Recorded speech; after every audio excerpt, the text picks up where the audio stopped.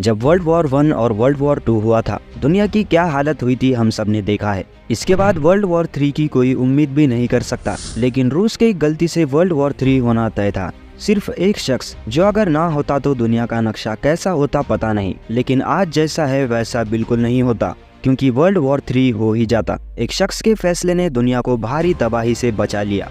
इसे देखिए, देखने से तो ये आम इंसान ही लगता है, पर क्या आप यकीन करेंगे कि इसे एक आदमी की वजह से वर्ल्ड वॉर 3 होते होते रुक गया। इनका नाम है स्टैनिस्लाव पेट्रो, जो एक समय सोवियत एयर डिफेंस में लेफ्टिनेंट कर्नल और मिसाइल डिटेक्शन ऑपरेटर के पोस्ट पर थे। एयर डिफेंस में शामिल होने के बाद 1970 के शुरुआत में उन्हें नेटो देशों के बैलिस्टिक मिसाइल हमलों का पता लगाने के लिए चुना गया। 26 सितंबर 1983 की सुबह जब पेट्रो एक सीक्रेट बंकर में बैठकर नेटो देशों की सेना पर नजर रखे हुए थे, तभी वहाँ के कंप्यूटर से उन्हें मिसाइल हमले की चेतावनी मिली। इन मिसाइलों का निशाना रूस पर था, जो अमेरिका की ओर से आ रहे थे। स्क्रीन पर एक के बाद एक करके 5 मिसाइल रूस की ओर बढ़ते हुए दिखाई दिए। पेट्रो का काम था जैसे ही हमले का शक हो वो अपने कमांडर को इस बात की खबर दें, लेकिन पेट्रो को लगा अगर उन्होंने कमांडर को ये बात बताई तो वो शायद ही इसे कंफर्म करें और बिना सोचे समझे अमेरिका की ओर परमाणु हमला करने का ऑर्डर दे दें। इसलिए कमांडर से बात करने की जगह पेट्रो ने एक सीनियर ऑफिसर को कॉल किया और इस बात की खबर दी। वो खुद भी इसके जाँच में जुट गए। पेट्रो की इस हरकत से उनके साथी परेशान हो गए थे।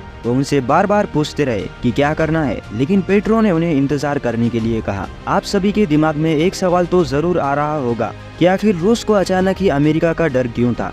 दरअसल इस अटैक की चेतावनी के कुछ ही दिन पहले सोवियत संघ ने कोरियाई एयरलाइंस को मार गिराया था। इसके गिरने के बाद अमेरिका और रूस के बीच तनाव काफी बढ़ चुका था। अमेरिका की तरफ से किसी भी तरह के हमले पर रूस के अधिकारियों को परमाणु हमला करने का ऑर्डर दिया गया था।